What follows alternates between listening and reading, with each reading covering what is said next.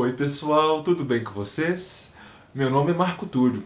Sejam bem-vindos ao nosso mini curso sobre a Lei Maria da Penha. O nosso mini curso ele vai ser dividido em 3 aulas. Na nossa primeira aula, que é a aula de hoje, nós vamos falar sobre Maria da Penha. Quem é Maria da Penha? Qual foi a sua história? O que aconteceu com ela? E por que ela é tão importante para o direito brasileiro? Na nossa segunda aula, nós vamos falar sobre o ciclo da violência doméstica e vamos aproveitar para trazer os tipos de violência doméstica e familiar que existem, que estão previstos na Lei Maria da Penha. Na nossa terceira aula, nós falaremos mais especificamente da lei. Nós traremos algumas pontuações, alguns pontos da Lei Maria da Penha. Antes da gente começar a nossa aula, é necessário que eu me apresente. Como eu já havia falado, meu nome é Marco Túlio. Eu sou bacharel em Direito pela PUC Minas Cerro, sou funcionário público, trabalho no Tribunal de Justiça de Minas Gerais e sou pós-graduando em docência pela Faculdade Arnaldo de Belo Horizonte. Pessoal, a ideia desse curso, desse mini curso, é trazer um pouco mais de esclarecimento sobre essa lei, um pouco mais de conhecimento. Porque as pessoas, né, muitas vezes, na verdade, muitas mulheres ainda, elas têm a ideia de que a violência doméstica acontece apenas quando um homem bate em uma mulher. E na verdade, como a gente vai ver, como a gente vai estudar, não é somente assim que acontece a violência doméstica. Então, o meu objetivo com esse curso também, além de trazer mais luz, mais conhecimento sobre esse tema, é conscientizar as pessoas, especialmente as mulheres que vão assistir a esse curso. Mulher, se você está sendo vítima de violência doméstica, procure ajuda, não se cale, não tenha medo. Mas a todo momento, pessoal, a gente ouve falar que uma pessoa, que uma mulher foi agredida, que uma pessoa cometeu Maria da Penha, foi preso por Maria da Penha. Mas quem que é Maria da Penha? O que ela fez? O que aconteceu? Qual que é a história dela? Bom, pessoal, a história da Maria da Penha ela é um pouco grande e ela é cheia de datas. Por isso que no nosso quadro aqui, como vocês podem reparar, está cheio de datas, está cheio de acontecimentos. E a todo momento eu vou estar remetendo para alguma data, algum acontecimento que está descrito aqui. Maria da Penha, pessoal, ela é farmacêutica. Ela nasceu em Fortaleza. Depois que ela se formou em farmácia, ela decidiu ir para São Paulo para fazer um mestrado. E o que acontece, pessoal? Durante o mestrado, ela fez muitas amizades, ela conheceu muitas pessoas.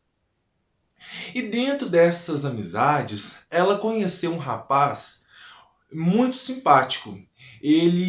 O nome dele é Marco Antônio. Ele é boliviano. E ele era muito diferente das outras pessoas, por assim dizer. Ele era muito carinhoso, ele era muito prestativo, ele era como a gente pode falar assim, era um príncipe encantado.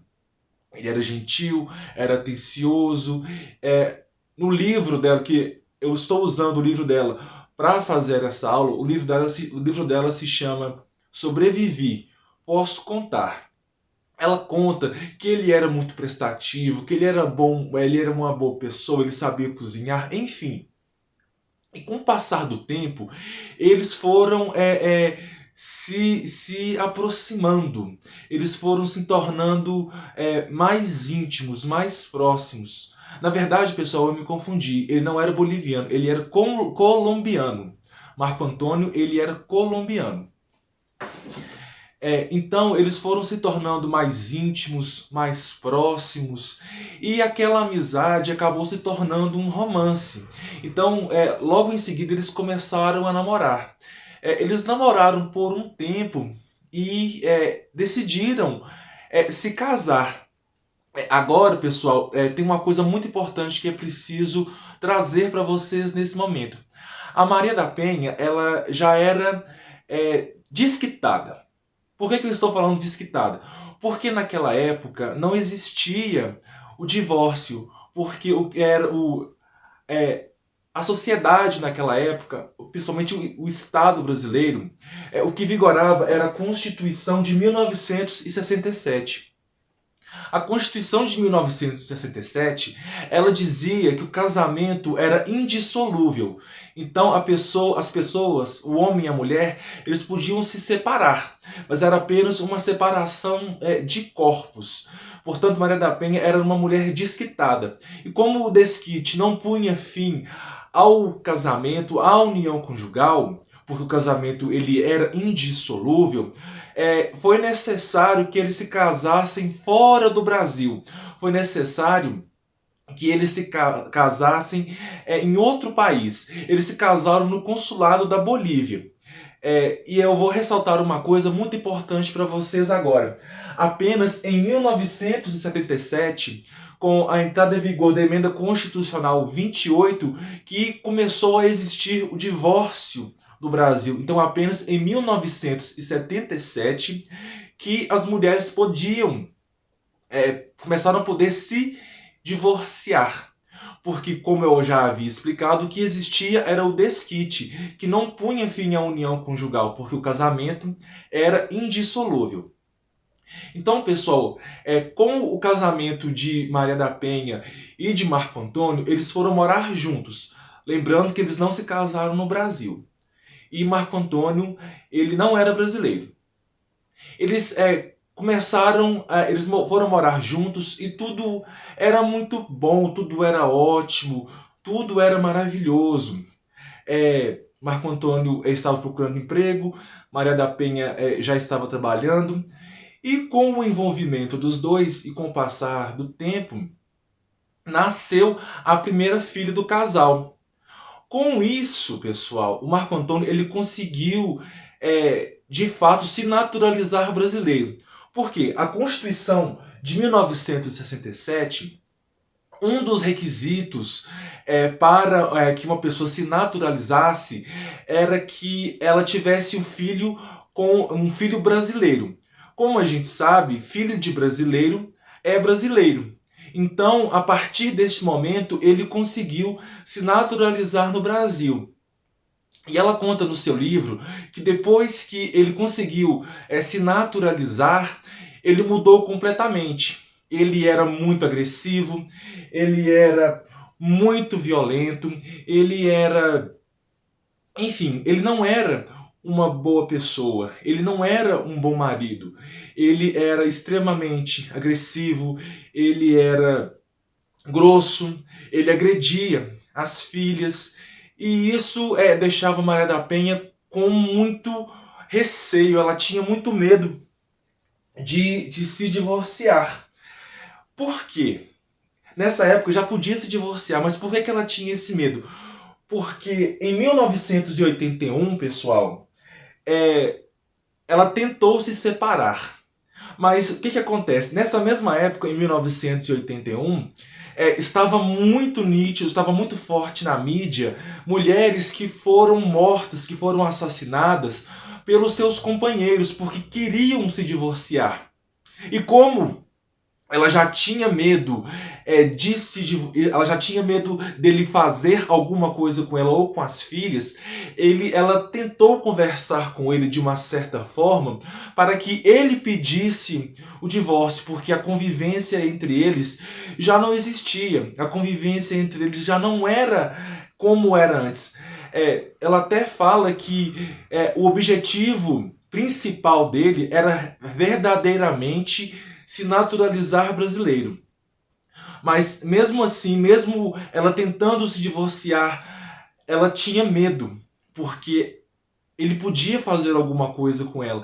E ela não queria que acontecesse nada com ela e nem com as filhas. A gente pode abrir um parêntese e falar, na verdade só tecer um comentário sobre isso, quantas pessoas você conhece, quantas mulheres você conhece que estão dentro de um relacionamento que estão sofrendo todo tipo de abuso por parte do marido e só não terminam por causa dos filhos pequenos. É exatamente isso que aconteceu com Maria da Penha. Ela tinha medo de terminar, porque ou ele poderia fazer algo contra ela, ou contra as filhas, que ainda eram muito pequenas. E o que acontece, pessoal? Eles foram continuando vivendo juntos e tal, e Maria da Penha teve com ele mais duas filhas. Tudo bem. A vida foi caminhando, tudo a convivência cada vez mais difícil, ela cada vez mais com medo. Enfim, até que em 1983 ele chegou para Maria da Penha com um seguro de vida. Um seguro de vida que era o nome dele. E isso acendeu uma coisa na cabeça da Maria da Penha. Ela pensou assim, nossa, se eu assinar esse seguro de vida em meu nome, só que o seguro de vida ele beneficiava o Marco Antônio. Ela foi e pensou assim, nossa, se eu assinar esse seguro de vida, ele vai querer me matar. Ele vai tentar fazer alguma coisa comigo. Então ela questionou, ela falou que não iria assinar. E depois de muita briga, muita discussão, por fim, ela não assinou o seguro de vida. Por quê? Ela falou que apenas assinaria o seguro de vida se os beneficiários fossem as filhas que eles tinham. Se o beneficiário fosse Marco Antônio, ela não iria assinar, porque ela tinha medo, como eu já havia dito, de que ele a matasse. Só que ainda em 1983 aconteceu uma coisa que mudou totalmente a vida de Maria da Penha. O que aconteceu? Eles estavam voltando de uma festa, né? E o que acontece? Como Maria da Penha ela já tinha muito medo de acontecer alguma coisa, ela não conseguia dormir bem à noite. E Marco Antônio ele tinha o hábito de ir para a garagem para mexer no carro e ir para a cama só de madrugada. Aí o que aconteceu? Eles chegaram em casa, ela se deitou na cama e escutou ele mexendo na garagem. Então, com isso, ela acabou que adormeceu. Então, o que acontece? Durante a noite, quase amanhecendo, ela escutou um estampido de tiro. O que aconteceu? Ela levou um tiro na coluna. Ele deu um tiro na coluna dela. Aí ela ficou assim, imóvel, porque ela não conseguia se mexer, não conseguia gritar. Só que não foi... Olhem para vocês verem como que tudo aconteceu, como que Marco Antônio agiu. Ele falou com ela que havia um assalto, que tinha acontecido um assalto e que os ladrões eles tentaram, ele entrou em luta corporal contra os ladrões. Só que o que ele fez? Ele forjou essa mentira, ele mentiu, ele falou que que havia acontecido um assalto, só que não foi isso que aconteceu.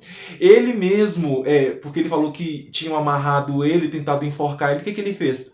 Ele mesmo rasgou as roupas que ele estava e ele mesmo pegou uma corda e amarrou no pescoço e deu um grito de que estava acontecendo alguma coisa. Com isso, os vizinhos eles foram até Maria da Penha e tentaram acudi-la, tentaram ajudar. E com isso, ela acabou indo para o hospital para fazer uma cirurgia. Só que ela não tinha consciência. No livro ela fala que primeiro ela pensou assim, nossa, o Marco Antônio me matou. Só que como ele vivia contando essa história de que era uma tentativa de roubo e que ele tinha entrado em luta corporal com alguém, com 4 pessoas na verdade, ela acreditava que aquela era a versão verdadeira. Nesse meio tempo, pessoal, ela ficou internada muito tempo no hospital e descobriu que estava tetraplégica. Tetraplégico, pessoal, é a pessoa que não consegue movimentar os braços e nem as pernas, só consegue movimentar à cabeça.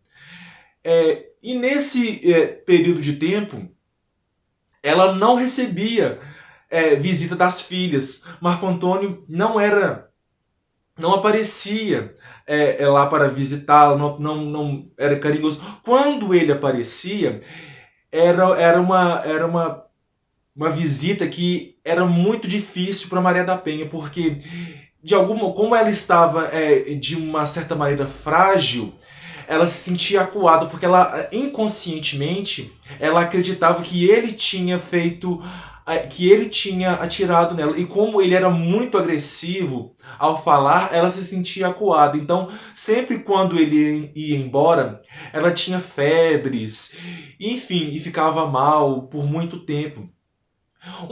Em uma dessas visitas, ele obrigou a Maria da Penha a assinar uma procuração limpa.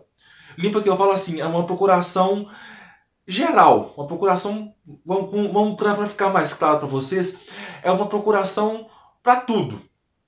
Só que como Maria da Penha não conseguia movimentar os braços, o que ele fez? Ele pegou a digital dela e colocou na procuração. Só que o que ele fez? Ele pegou essa procuração, fez várias e autenticou e começou a vender as coisas de Maria da Penha. Ele vendeu, por exemplo, o carro que era de Maria da Penha. Ele vendeu o carro que era de Maria da Penha para ficar com o dinheiro, mas para ela, ele disse que sofreu um acidente de carro e como o acidente tinha sido muito grave, muito sério, ele resolveu vender para o Ferro Velho. E o Ferro Velho, ele não deu muito dinheiro por causa disso. Só que não foi bem isso que aconteceu, né? Na verdade, ele vendeu o carro e ficou com o dinheiro. Porque como ele tinha a procuração dela e o carro estava em nome dela, ele podia fazer o que quisesse. Ele também teve acesso a falar de rendimentos. Rendimentos, na verdade, pessoal, é o dinheiro que ela tinha. Então, com a procuração que ele tinha obrigado ela a assinar, obrigado sim, por quê? Porque ela estava sem condições e ela se sentia ameaçada. Então ele obrigou ela a assinar a procuração com a digital. E começou também a usufruir do dinheiro que ela tinha. Maria da Penha, ela conhecia muita gente, ela era muito querida, ela tinha muitas amizades. E com isso, ela conseguiu que for uma transferência para um hospital referência em Brasília. Quando ela foi transferida para Brasília e começou a fazer todo o tratamento, ela conseguiu recuperar o movimento dos braços. Só que quando ela chegou lá também, ela descobriu que mais nunca ela ia poder andar na vida. Então ela é imóvel, ela não tinha movimento das pernas, ela só tinha movimento dos braços e um pouco do tronco e da cabeça. Ela estava totalmente dependente das pessoas. Nesse período de tempo, pessoal, ela estava sem notícia das filhas. Ela não sabia o que estava acontecendo. Na verdade, ela tinha medo de que o marido estivesse maltratando muito as filhas, sendo mais agressivo, sendo mais grosso. E ela fala que isso realmente estava acontecendo, porque quando ela foi visitar, quando ela esteve com as filhas, ela fala que era que como se o coração dela estivesse rasgando, porque as filhas estavam mal vestidas, mal cuidadas, muito magras. Só que calma que eu vou chegar nessa parte. Então, pessoal, o que acontece? Depois de tudo isso que Maria da Penha teve alta, o marido dela, o Marco Antônio, quis levar ela para casa.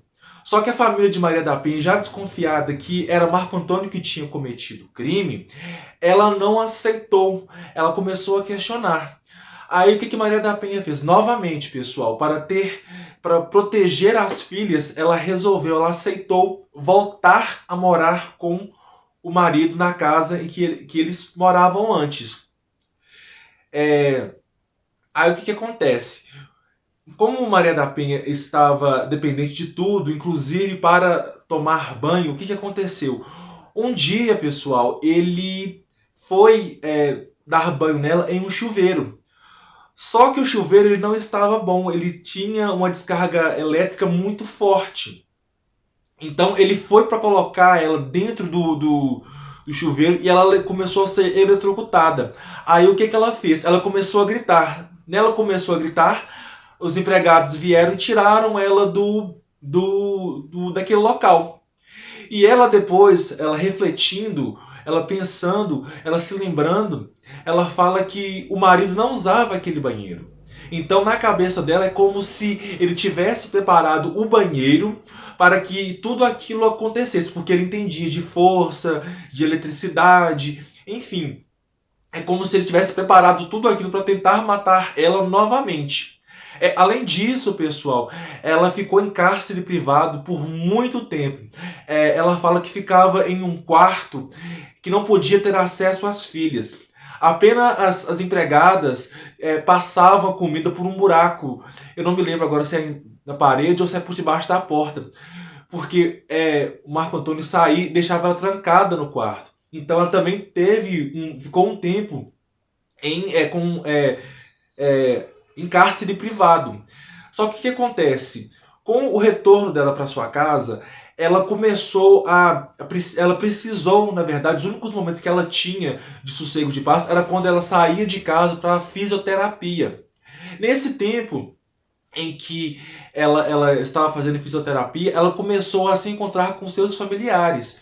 E eles começaram a conversar e procurar um jeito, com a ajuda de advogados, de como ela poderia sair de casa sem que aquilo caracterizasse abandono do lar. Porque ela poderia até mesmo, em últimos casos, até mesmo perder a guarda dos filhos. Aí o que, que ela fez? Ela foi se mudando aos poucos. Ela colocava uma mala com roupas em um determinado local. Quando Marco Antônio saía para trabalhar, ela pegava as roupas que estavam naquela mala e levava para casa da mãe dela. Só que a mala ela deixava naquele mesmo lugar para ele não desconfiar. Até que o dia que de fato ela conseguiu se mudar para a casa. Na verdade, não é se mudar, é retornar para a casa dos pais dela. É lá que ela conseguiu ter um momento de paz, que ela conseguiu relaxar, que ela conseguiu dormir, que as filhas puderam, que as filhas conseguiram brincar, enfim. Então, pessoal, ela começou a ligar as coisas, a pensar, a conversar com um com o outro, e tudo estava apontando para que o Marco Antônio, ele de fato tinha cometido a tentativa de homicídio. E isso foi prolongando, isso foi andando, isso foi caminhando, até que ela, de fato, ela denunciou o marido. Só que não existiam muitas provas que davam, de fato, base para que Marco Antônio realmente fosse condenado. O que, que aconteceu? O que deu o start, de fato, que ela fala no livro, foi a contradição. Porque ele foi intimado para comparecer à delegacia e deu uma versão do que tinha acontecido. Depois que quando ele foi chamado novamente para dar algumas explicações, ele deu outra versão. Então o policial, o delegado, ele decidiu seguir com o processo. E com o andamento processual, com o encaminhamento, com as provas, com tudo que aconteceu, ficou comprovado que Marco Antônio realmente tentou matar Maria da Penha. Aí, pessoal, ele foi a júri. Em 1991, ele foi a júri e foi condenado a... Ele foi... o tribunal do júri reconheceu que ele realmente tinha cometido o crime e ele foi condenado a 15 anos de reclusão. Entretanto, pessoal, ele não ficou preso. No mesmo dia, os advogados recorreram dessa sentença, falando que havia uma série de coisas que poderiam gerar nulidade do júri. E também teve a questão do habeas corpus também, que possibilitou que ele ficasse em liberdade. Então, quando o processo, vamos dizer assim, quando ele subiu para outra instância, os desembargadores reconheceram realmente que existiam vícios no processo e anulou o tribunal do júri. E era necessário que fosse marcado um outro júri. O outro júri, pessoal, ele foi marcado em 1996. Em 1996, novamente ele foi condenado. O Tribunal do Júri reconheceu que ele tinha cometido de fato o crime, só que dessa vez ele foi condenado a 10 anos de reclusão. Ele novamente recorreu e novamente estava em liberdade. Aí Maria da Penha ela fala que ficou muito desmotivada porque ela não estava mais acreditando na justiça, porque ela estava tentando provar algo que de fato havia acontecido. E com isso, pessoal, ela resolveu escrever a história dela, que é o livro que eu já comentei aqui com vocês. O livro se chama Sobrevivi, Posso Contar. E esse livro, devido a toda a repercussão que o caso dela já estava tendo na mídia, enfim, e devido a esse livro dela, que foi muito bem divulgado, ficou bastante popular na época, alguns órgãos de defesa aos direitos humanos procuraram Maria da Penha. Eles conversaram com Maria da Penha e decidiram denunciar o Brasil por estar infringindo os direitos humanos na Organização dos Estados Americanos. Então o Brasil ele foi denunciado por violação dos direitos humanos na Organização dos Estados Americanos, da OEA. E o que acontece? O Brasil ele foi condenado. Por que o Brasil foi condenado? Porque diversos ofícios foram enviados ao Brasil para que se manifestasse a respeito. Porque o que acontece? O Brasil ele já havia assinado vários tratados internacionais que obrigavam o Brasil a criar mecanismos para a proteção das mulheres e de combate à violência com as mulheres. Só que até então o Brasil ele não havia feito nada. Eu vou abrir um parênteses, pessoal, para que a gente entenda uma coisa muito importante. Quando um Estado como o Brasil assina um tratado internacional, que ele se obriga a cumprir aquele tratado internacional, na verdade, ele não é obrigado. Por quê? Porque o Estado, o país, ele tem a soberania. Ele não pode ser obrigado por outro Estado, por um órgão, a fazer aquilo que ele não quer. Só que quando um Estado não cumpre um acordo internacional, enfim, internacionalmente, para aquele Estado, para aquele país, não é bom. Vou dar um exemplo para vocês. Vamos supor que uma empresa multinacional quer se instalar no Brasil, quer contratar mão de obra brasileira. Aí o Brasil é visto como um país que não cumpre os direitos humanos, enfim. Aí essa multinacional pode pensar assim, mas eu não quero ver o nome da minha empresa vinculado a um país que não cumpre os direitos humanos, porque isso pode respingar em mim mais cedo ou mais tarde.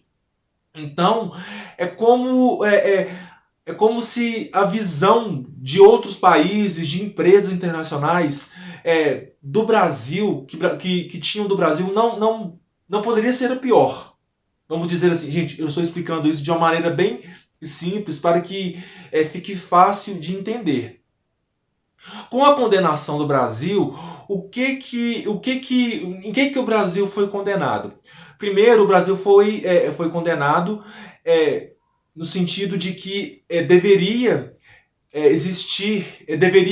ser cumprida a lei e o agressor de Maria da Penha ele deveria responder pelo crime que ele fez. Então, em 2002, o Marco Antônio ele foi condenado pela tentativa de homicídio de Maria da Penha, que aconteceu lá em 1983.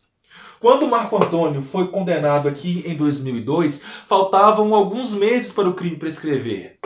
Então ele foi condenado pelo crime, só que cumpriu apenas um pouco mais de um ano de reclusão.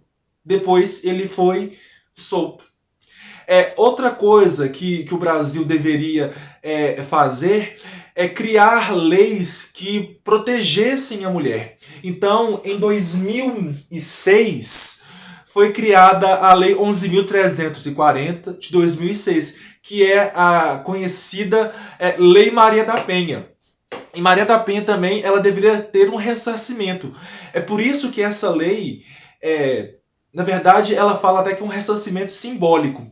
Que essa lei 11.340 de 2006, ficou conhecida como Lei Maria da Penha em sua homenagem. Porque ela é um símbolo de luta contra a violência contra a mulher. E Maria da Penha, ela foi muito premiada no mundo inteiro, enfim. Então, pessoal, essa é a história da Lei Maria da Penha. Essa é a história da Maria da Penha. E a gente pode refletir o seguinte: quantas Marias, quantas mulheres estão por aí passando pela mesma coisa, sofrendo das mesmas situações semelhantes e até piores. Por isso, mulher, se você está sofrendo violência, não se cale, não tenha medo. Pessoal, até a nossa próxima aula. Muito obrigado e até a próxima.